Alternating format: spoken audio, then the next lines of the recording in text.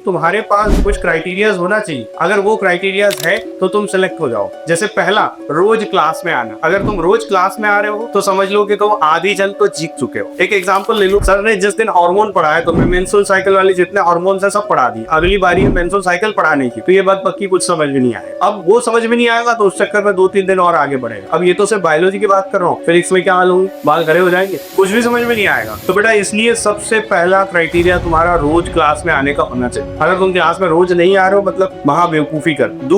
दूसरा क्राइटेरिया जो बहुत ज्यादा इंपॉर्टेंट है, डिसिप्लिन। डिसिप्लिन अगर है बहुत हद तक बहुत अच्छा कर सकते हो। जैसे क्या होता है, एक मोटिवेशन होता है, मोटिवेट हो गए बहुत अच्छा पढ़ लिया, डिमोटिवेट हो गए पढ़ना बंद कर। अब दूसरा होता है एक डिसिप्लिन, एक जैसा रोज पढ़ना, 9 घंटे पढ़ना है मतलब पढ़ना। लेकिन क्या होता है, मैं जब घंटों में बात करता हूँ ना तो कुछ लोग जो है महान ज्ञानी ध्यानी व्यक्ति मेरे पास आते हैं, बोलते हैं बोले सर घंटों में पढ़ने से क्या होता है। ऐसा बोला गया है कि क्वालिटी टाइम स्पेंड करो और भले ही 2 घंटे की पढ़ाई हो लेकिन बहुत अच्छे से करो, ऐसा कुछ दिमाग में आता है। तो मैं आपको बता दूं एक चीज, क्या होता है अगर तुम्हारी 9 घंटे की रोज की आदत लग गई तो फायदा ये होगा बेटा कि धीरे धीरे तुम्हारा मन लगे या ना लगे, मोटिवेशन हो या ना हो, फिर भी आप रोज एक जैसा पढ़ोगे तो बताओ आउटपुट कहाँ से ज्यादा आएगा, मोटिवेशन से या डिसिप्लिन से। डिसिप्लिन से जितना बड़ा आउटपुट आ सकता है उतना बड़ा मोटिवेशन से नहीं आ सकता। अब तीसरा जो बड़ा इंपॉर्टेंट क्राइटेरिया है बेटा, इनोसेंट बिहेवियर। अपने आप को पूरी तरह से इनोसेंट रखो। जितना तुम अपने आप को इनोसेंट रखोगे, जितना अपने आप को बच्चा रखोगे, उतना बेहतर आउटपुट आएगा। ये एग्जांपल दूं, एक मिट्टी है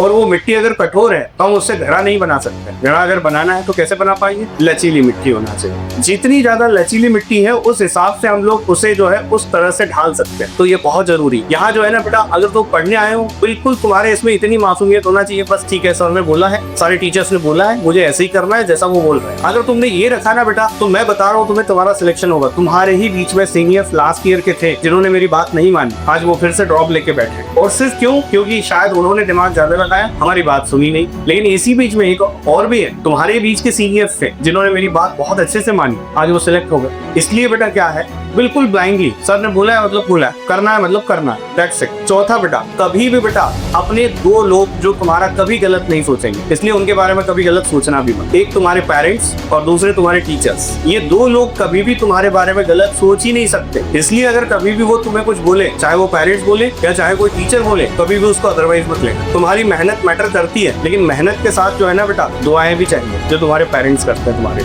टीचर्स तो कर ही रहा है तुम्हारे साथ मेहनत, लेकिन दुआएं भी चाहिए, क्योंकि दुआओं के साथ जब होता है ना तो उसका आउटपुट आता है।